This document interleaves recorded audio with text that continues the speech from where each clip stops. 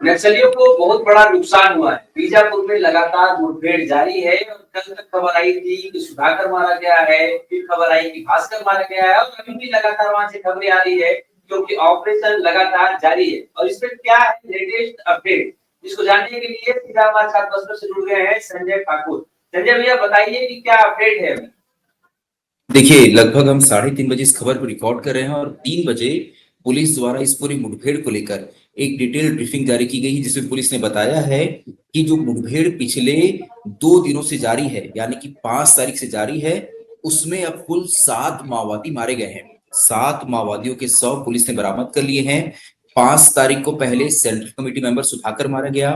6 तारीख को भास्कर, जो कि तेलंगाना स्टेट कमेटी का मेंबर है, उसकी बॉडी मिली। और आज सुबह 2 नक्सलियों की बॉडी मिली थी।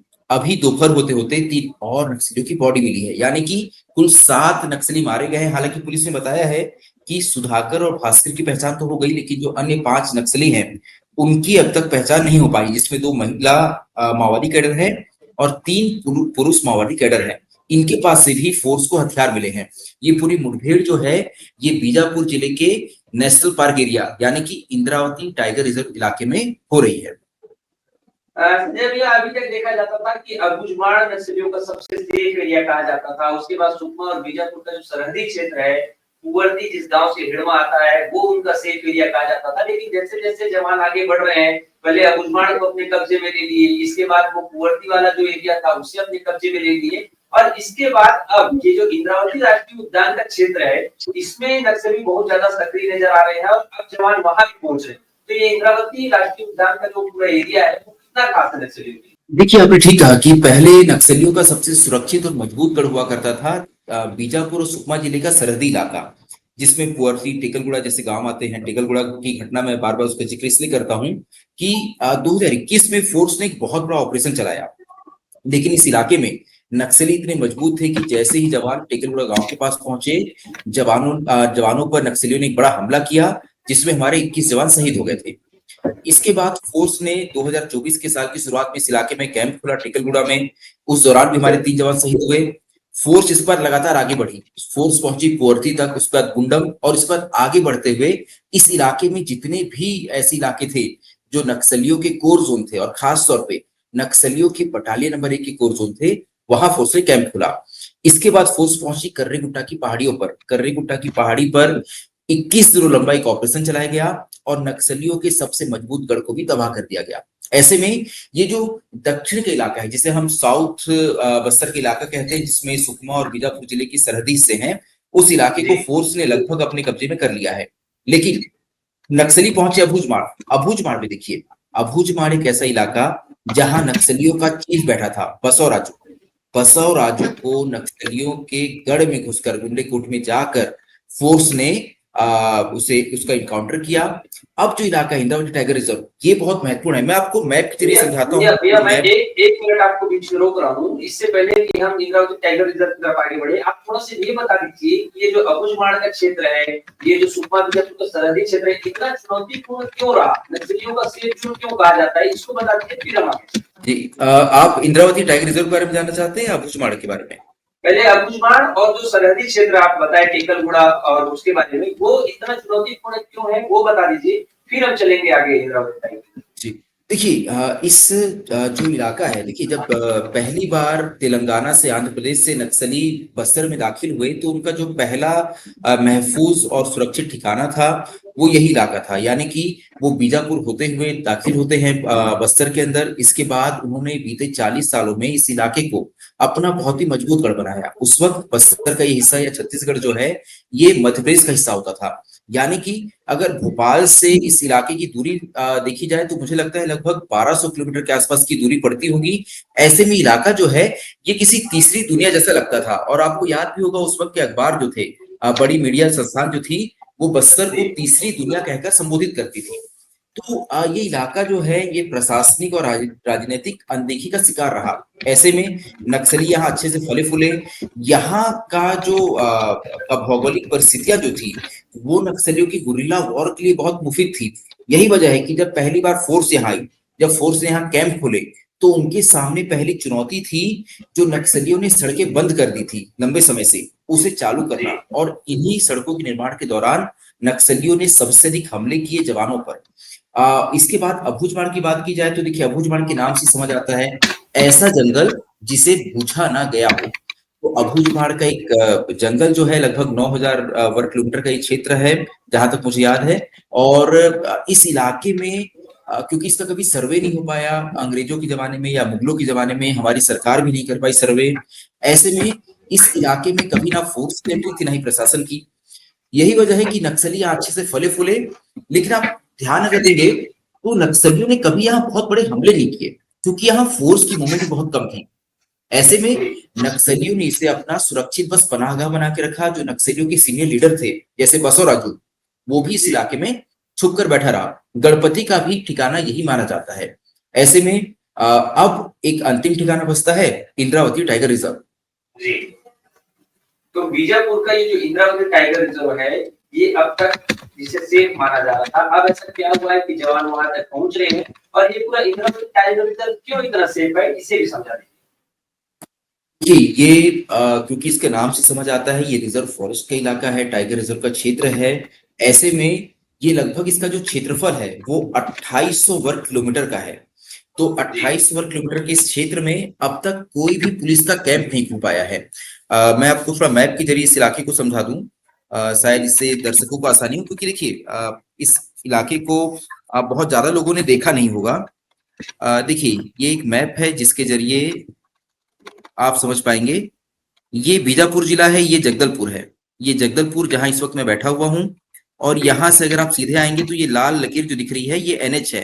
बीच में आपको गीदम मिलेगा, गीदम यानी कि दंतेवाड़ा जिले का हिस्सा। इसके बाद आप इसमें आगे बढ़ते हैं तो ये हाईवे है। ये हाईवे आपको पहुंचाता है बीजापुर। यही बीच में पड़ता है भैरमगढ़। और भैरमगढ़ से आप अंदर जब घुस जाते हैं पतली सड़कों को पकड़ के, तो ये इंद्रावती नेशनल टाइगर रिजर्व का इलाका है। ये इलाका आप देखिए, इसकी खास बात क्या है। ये आपको नीली लकीर जो समझ आ रही है, मैं थोड़ा जूम करता हूं इसे ताकि और क्लियर तरीके से समझ आ जाए। देखिए, ये नीली लकीर जो है, ये लकीर जो है ये इंद्रावती नदी है। और देखिए, इंद्रावती नदी ये आगे बढ़ते हुए जब यहाँ गुजरती है तो ये है महाराष्ट्र और ये है छत्तीसगढ़। यानी कि महाराष्ट्र और छत्तीसगढ़ को अलग भी इंद्रावती नदी करती है। और ये जो पूरा इलाका है ये इंद्रावती टाइगर रिजर्व का इलाका है। ये लगभग 2800 वर्ग किलोमीटर का इलाका है। यदि आप इसकी ये भोपालपट्टनम आपको यहाँ नजर आएगा, इधर आप देखेंगे तो यहाँ आपको कुटरू नजर आएगा। कुटरू क्या से आप इसके अंदर घुस सकते हैं। ये महाराष्ट्र का भामरागढ़ है जो इसकी एक सीमा बनता है। और ये बाकी इंद्रावती नदी जो है ये इसे दूसरे हिस्से से अलग करती है। बीच में भी आपको कई नदियां नजर आएगी, क्योंकि ये टाइगर रिजर्व है। यानी कि समझिए ये संरक्षित क्षेत्र है। इस इलाके में क्योंकि कैंप खोलने के लिए कई तरह की चुनौतियां हैं, फॉरेस्ट के कई क्लियरेंस लगते हैं। यही वजह है कि अब तक यहाँ कैंप नहीं खुल पाया। एक छोर से दूसरे छोर की दूरी जो है वो लगभग 80 किलोमीटर है। यानी कि अगर जवान एक छोर से अंदर घुसते हैं इस जंगलों के, तो उन्हें 80 किलोमीटर चलना होगा उसके दूसरे छोर में निकलने के लिए। और जैसे कि मैंने दिखाया कि इंद्रावती नदी को आप जैसे ही पार करेंगे आप कहां पहुंच जाएंगे, महाराष्ट्र में। और महाराष्ट्र में कहा, उसके गढ़चिरौली ऐसे जिलों में। देखिए सौरभ, कुल 6 जिले ऐसे हैं देश में फिलहाल जो अति नक्सल प्रभावित है, जिसमें बस्तर के हैं 4 जिले, सुकमा, बीजापुर, नारायणपुर और कांकेर। अब देखिए, फिर से मैं एक बार मैप की तरफ आता हूं। बस्तर अगर आप देखें तो देश में फिलहाल 6 से जिले हैं जो अति नक्सल प्रभावित हैं, जिसमें से 4 जिले हैं बस्तर से, सुकमा, बीजापुर, नारायणपुर और कांकेर। महाराष्ट्र की बात करें तो वहां का गढ़चिरौली जिला, और झारखंड में पश्चिम सिंहभूम। ये 6 जिले ऐसे हैं जो देश में फिलहाल अति नक्सल प्रभावित हैं, एमएचए की नई गाइडलाइन के हिसाब से। अब समझिए, ये जो क्षेत्र है, एक बार फिर से अगर आप मैप की तरफ नजर डालें तो आपको नजर आएगा। देखिए, ये बीजापुर जिला है। बीजापुर जिले से अगर आप निकलते हैं महाराष्ट्र की ओर जाते हैं, तो ये महाराष्ट्र के आप थोड़ा अगर यहाँ से कुछ किलोमीटर चलेंगे तो आप गढ़चिरौली जिले में पहुंच जाएंगे। ये भी बड़े घने जंगल है। यही वजह है कि नक्सलियों ने ये जो इंटर स्टेट बॉर्डर का जो क्षेत्र था, इस क्षेत्र को अपना मजबूत गढ़ बनाया। आगे अगर आप बढ़ेंगे तो अबूझमाड़ के जंगल आ जाते हैं। जो गुंडेकोट है वो भी आपको यहीं आसपास नजर आएगा। गुंडेकोट जहाँ पे मारा गया बसवराजू।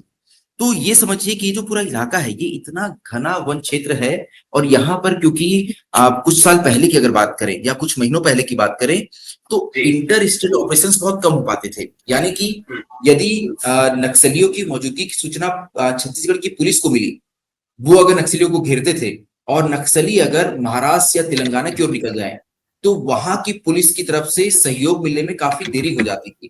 ऐसे में नक्सलियों के पास पहले एक ये बहुत अच्छा मौका होता था एक राज्य में घटना कर दूसरे राज्य में जाके छुपने का।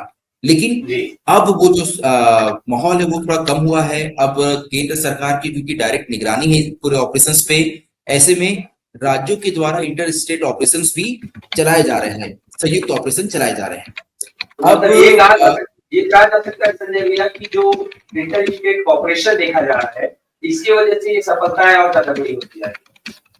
बिल्कुल, देखिए ये जो संयुक्त ऑपरेशन है इसकी वजह से सफलताएं मिल रही है और जो दबाव लगातार हर राज्य की तरफ से बनाया जा रहा है उसका असर ये है कि हम बड़ी संख्या में माओवादियों का समर्पण भी देख रहे हैं। ये ऐसे माओवादी हैं जो नक्सल संगठन में रहकर बड़े कैडर्स के साथ इन्होंने काम किया है। ऐसे में जब वो माओवादी सरकार की ओर जाते हैं, फोर्स की तरफ जाते हैं, तो वो फोर्स को नक्सल संगठन से जुड़ी हुई बारीक जानकारियां देते हैं। यही वजह है कि देखिए फोर्स कहां तक पहुंचती है। फोर्स पहुंचती है सुधाकर जैसे नक्सलियों के पास। सेंट्रल कमेटी मेंबर सुधाकर जो कि नक्सलियों के मोपोस बोलते हैं, इसे हम कहते हैं माओवादी पॉलिटिकल स्कूल, इसे रेपोस भी कहा जाता है यानी कि रेवोल्यूशनरी पॉलिटिकल स्कूल। नक्सली कहते हैं रेवोल्यूशनरी पॉलिटिकल स्कूल और सरकार या पुलिस कहती है माओवादी पॉलिटिकल स्कूल। सुधाकर जो है ये इसका प्रमुख था। यानी कि नक्सलियों की जो जनता ने स्कूल चलते हैं, इसको साधारण भाषा में समझे कि नक्सली जो लाल आतंक का पाठ पढ़ाते हैं उसका सिलेबस क्या होगा वो तय करता था सुधाकर। सोचिए नक्सल संगठन के लिए सुधाकर कितना महत्वपूर्ण था। जो कल मारा गया भास्कर वो तेलंगाना स्टेट कमेटी का मेंबर था। लंबे समय से वो तेलंगाना और छत्तीसगढ़ के इंटर स्टेट बॉर्डर पे कई बड़ी घटनाओं को उससे अंजाम दिया और यहाँ की जो नक्सल गतिविधि थी उसमें उसका बहुत महत्वपूर्ण रोल था। ऐसे नक्सलियों तक फोर्स पहुंच रही है। फोर्स ने बताया जो पिछले बार उन्होंने एक प्रेस रिलीज जारी की थी कि जब सुधाकर मारा गया तो उसके साथ बंडी प्रकाश और पापाराव जैसे नक्सली हैं। बंडी प्रकाश भी तेलंगाना स्टेट कमेटी का मेंबर है और नक्सल संगठन में जो हथियारों की सप्लाई होती है उसके लिए वो जिम्मेदार है। इसके अलावा पापाराव जो है वो दक्षिण बस्तर के इलाके की हम बात कर रहे हैं जिसपे खास तौर पे गंगालूर के आसपास का इलाका है और इसके बाद हम जगरगुंडा के आसपास के इलाके की बात करते हैं तो वहां ये आतंक का बहुत बड़ा चेहरा रहा है पापाराव। तो ऐसे नक्सली भी वहां मौजूद थे जब वहां पहुंचती है फोर्स। और यही वजह है कि फोर्स द्वारा लगातार जब इलाकों में बड़े ऑपरेशन चलाए जा रहे हैं तो नक्सलियों के पास छुपने की जगह कम बची है। नक्सली हर उस अंतिम जगह पे जा रहे हैं जो उनका सुरक्षित ठिकाना था। जैसे कर्रेगुट्टा, वहां 21 दिन का ऑपरेशन चला।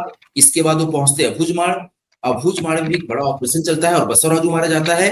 और अब इंद्रावती टाइगर रिजर्व जो उनका अंतिम सुरक्षित ठिकाना था वहां भी बड़ा ऑपरेशन चलता है और देखिए कौन मारा जाता है, सुधाकर और भास्कर जैसे नक्सली। भैया सुधाकर के बारे में आप बात कर रहे थे कि सिलेबस तैयार करता था जनता का स्कूल का। सिलेबस में मैं कहीं पढ़ रहा था तो वो अ से अनार और आ से आम की जगह अ से असलहा और ब से बंदूक पढ़ाता था और ऐसे स्टोरीज बच्चों को बताता था जिससे कि उनके अंदर बदले की भावना आए, जलन की भावना आए और वो फोर्स के खिलाफ खड़े हो जाए। ऐसा कुछ है क्या? देखिए वो इसे क्या कहते थे, नक्सल संगठन में इसे कहा जाता है रेवोल्यूशनरी पॉलिटिकल स्कूल, यानी ऐसे स्कूल जहां क्रांति सिखाई जाती है। नक्सलियों की क्रांति का मतलब है सरकार के खिलाफ खड़ा होना, यानी कि सरकार की नजर में वो देशद्रोह है। तो ये नक्सलियों की परिभाषा और सरकार की परिभाषा में तो बहुत अंतर होगा ही होगा। जो चीज नक्सलियों के लिए क्रांति है वो सरकार के लिए देशद्रोह है। ऐसे में जो सुधाकर जैसे नक्सली हैं, जो मैं लगातार हम इस बात को कहते आए हैं कि दो तरह के नक्सली हैं, एक चलाते हैं लैपटॉप, दूसरे चलाते हैं हथियार। लैपटॉप वाले नक्सली बहुत कम है। सुधाकर मारा गया, सुधाकर वो नक्सली था जिसने ऐसे हजारों नक्सलियों को तैयार किया जो आज बंदूक लेके घूम रहे हैं। जैसे आपने बताया कि वो पढ़ाता था अ से असलहा और ब से बंदूक। बिल्कुल, देखिए उसने बताया कि सरकार के खिलाफ अगर आपको क्रांति करना है, सरकार से अपना हक लेना है तो आपको बंदूक उठाना होगा। तो ये पढ़ाने का काम किसका था? उसने ये बताया कि रूस में क्या क्रांति हुई, उसने ये बताया कि चीन में कौन सी क्रांति हुई। और उन क्रांतियों का हमारे देश भारत पे क्या असर होगा और भारत में उस क्रांति को कैसे आप जो है आगे बढ़ा सकते हैं, उसने ये समझाया। उसने जो पढ़ाई मतलब ये कराई, संजय भैया, बोलिए मतलब आप। ये कि हथियार और विचार दोनों के साथ लड़ाई हो रही थी, और शायद इसी का जवाब भी है कि सरकार अब एक तरफ जहाँ पे लगातार ऑपरेशन कर रही है, तो वही उनके विचारधारा के स्तर पर भी लड़ाई लड़ रही है और उनकी विचारधारा के बारे में बता रही है। इसका परिणाम था कि अभी बस्तर में जो माओवाद के विद्रूप चेहरा करके जो एक कार्यक्रम आयोजित किया गया था, उसमें लेफ्ट या वामपंथ की जो भी विचारधाराएं हैं उसके बारे में लोगों को जागरूक किया गया। बिल्कुल, देखिए आपने बहुत ठीक कहा और आप तो खुद उस कार्यक्रम में शामिल भी हुए थे जगदलपुर आकर। और देखिए, ये सरकार की ही मंशा है। सरकार इस बात को बखूबी जानती है कि सिर्फ हथियार के दम पर माओवाद को खत्म करना संभव नहीं है। ये एक वैचारिक लड़ाई है, विचारधारा की लड़ाई है, और यहाँ आपको विचारधारा की लड़ाई विचारधारा से ही लड़नी पड़ेगी। यही वजह है कि उस कार्यक्रम में क्या हुआ। उस कार्यक्रम में उन्होंने बताया बीजिंग से बस्तर तक, बीजिंग के उन्होंने उस चौक का नाम मैं भूल गया, बीजिंग का चौक जहां 1989 में, हाँ ठीक, तो वहां तियानवे चौक में 1989 में जो एक स्टूडेंट लोकतंत्र की मांग करते हुए एक बड़ी आंदोलन कर रहे थे, उसमें लगभग 10,000 स्टूडेंट को गोली मार दी गई थी, उनके ऊपर टैंक चढ़ा दिया गया था। सरकार ये बताना चाह रही कि देखिए वहां उस वक्त थी माओवादी सरकार, कम्युनिस्ट सरकार। कम्युनिस्ट सरकार ने लोकतंत्र की मांग करने वालों का ये हाल किया, तो हमारे देश में भी अगर वो कम्युनिस्ट लोग आज लड़ रहे हैं तो वो भी लोकतंत्र का यही हाल करना चाहते हैं। सरकार इस बात को स्टेब्लिश करना चाहती है। यही वजह है कि सरकार इस तरह के कार्यक्रम कर रही है। तो समझिए, एक तरफ हमारे जवान जंगलों में जाकर बड़े नक्सल कैडर्स को ढेर कर रहे हैं, दूसरी ओर सरकार जो है या इसके खिलाफ के जो संगठन है, जैसे इस पूरे कार्यक्रम का आयोजन किसने किया था, बस्तर शांति समिति ने, तो ऐसे संगठन भी खड़े हो रहे हैं जो अब इस तरह से कार्यक्रम कर नक्सल विचारधारा को विफल करने की कोशिश कर रहे हैं। और देखिए, ये वही लोग हैं, ये वही नक्सल पीड़ित थे जो दिल्ली तक गए थे। ये दिल्ली जाते हैं, अमित शाह से मिलते हैं, राष्ट्रपति से मिलते हैं, जेएनयू जाते हैं और वहां जाके अपनी बात रखते हैं। क्योंकि मैं उस वक्त उनके साथ दिल्ली तक गया था और मैं शायद इकलौता पत्रकार था जो उनके साथ दिल्ली तक गया। तो वहां पर मैंने करीब से देखा कि जब ये बात अपनी वहां रख रहे थे तो लोगों का रिएक्शन कैसा था। मैंने ये भी देखा कि अमित शाह के जब बंगले पे गए थे और वहां इन्होंने अपनी बात कही, तो अमित शाह की आंखों में आंसू थे, वो बड़े ही गुस्से में खड़े होते हैं और फिर से एक बार दोहराते हैं कि 31 मार्च 2026 तक देश से नक्सलवाद को खत्म कर देंगे और जितना दर्द आपको नक्सलियों ने दिया है उतना ही दर्द मैं नक्सलियों को भी दूंगा। ये उनके शब्द थे। और देखिए क्या हो रहा है, लगातार फोर्स द्वारा बड़े नक्सलियों को मारा जा रहा है। तो सरकार कहीं ना कहीं अब इस मोड पे है कि नक्सलवाद के जो वैचारिक लोग हैं, जो लोग विचारधारा को देश दुनिया तक फैलाते हैं, सीधे उनका अंत किया जाए। जब उनका अंत हो जाएगा तो निचला कैडर तो अपने आप या तो सरेंडर कर देगा या मुख्य धारा में खुद ही शामिल हो जाएगा। जी भैया, एक लास्ट क्वेश्चन मैं आपसे पूछ रहा हूँ कि जब अबुझमाड़ पे जवानों का कब्जा हो गया, बीजापुर और सुकमा की सरहदी क्षेत्र है उस पर कब्जा हो गया, गंगालूर वाले जो क्षेत्र थे उसमें लगातार जवान ऑपरेशन कर रहे हैं, और अब इंद्रावती राष्ट्रीय उद्यान जो है अब उस पे भी ऐसा हो गया है कि जवान की पहुंच बरकरार है, लगातार मुठभेड़ हो रहे हैं और जवानों को सफलता मिल रही है। अब नक्सलियों के लिए कौन सा क्षेत्र बच जाता है या फिर अब नक्सली कौन से क्षेत्र की तरफ आगे बढ़ेंगे? देखिए, ऐसा नहीं कह सकते कि अबूझमाड़ के सारे हिस्से में जवानों का कब्जा हो गया है, एकदम टाइगर रिजर्व जो है वो नक्सल मुक्त हो जाएगा, या कर्री गुट्टा की पहाड़ी या आसपास के इलाकों में नक्सली नहीं है। हाँ, ये बात तय है कि नक्सली अब एक सीमित इलाके में सिमट गए हैं। दूसरी बात, मुझे नारायणपुर के एसपी प्रभात कुमार की हमेशा वो लाइन याद आती है जब वहां पहली बार अबूझमाड़ में जवानों ने घुसकर नक्सलियों को, लगभग शायद 11 नक्सलियों को मारा था।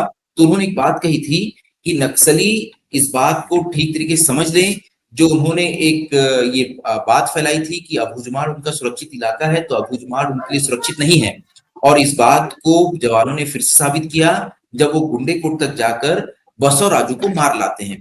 गुंडेकोट एक ऐसा गांव जहां कोई भी फोर्स, किसी भी तरह की फोर्स अब तक नहीं पहुंची थी। पहली बार वहां फोर्स पहुंचती है और इतने बड़े नक्सली को मार के लाती है। ऐसे में जवानों की रणनीति यह है कि भले ही उस इलाके तक कैंप ना खुले, जैसे इंद्रावती टाइगर रिजर्व में कैंप ना खुले, इसमें समय लगे, लेकिन उससे पहले हम इस इलाके में इतने बड़े ऑपरेशन करें कि नक्सलियों के मन में ये डर बैठ जाए कि अब हम यहाँ सुरक्षित नहीं है। और देखिए हो भी रहा है, जब बसव राजू जैसे, सुधाकर जैसे बड़े नक्सली मारे जाते हैं तो ये बात तो साबित हो जाती है कि अगर इतने बड़े कैडर के नक्सली सुरक्षित नहीं है तो जो निचले कैडर के नक्सली हैं वो कैसे सुरक्षित होंगे। यही वजह है कि जो ऑपरेशन चल रहा है पिछले 72 घंटों से, जिसमें 7 नक्सली मारे गए हैं, अभी भी ऑपरेशन जारी है। हो सकता है कल जब जवान निकले तो इन मारे गए नक्सलियों की संख्या और अधिक बढ़ जाए।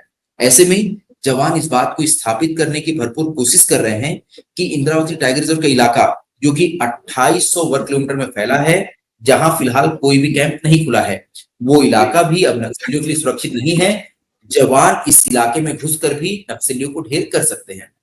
जी, बिल्कुल संजय भैया, आपने बताया कि कैसे जवान पहुंच रहे हैं अंदर इलाके तक, और अब नक्सली बस्तर के किसी भी क्षेत्र में अपने आप को सुरक्षित नहीं महसूस कर सकते। यही कारण है कि वो अभी बैठक नहीं ले पा रहे हैं, आगे की रणनीति नहीं अपना पा रहे हैं कि उन्हें आगे क्या करना है। इसका मतलब साफ है कि अब बस्तर में कहीं पर भी नक्सली सेफ नहीं है, इस वजह से वो बड़ी गतिविधि नहीं कर सकते। इन सारी तमाम जानकारियों के लिए बहुत बहुत धन्यवाद।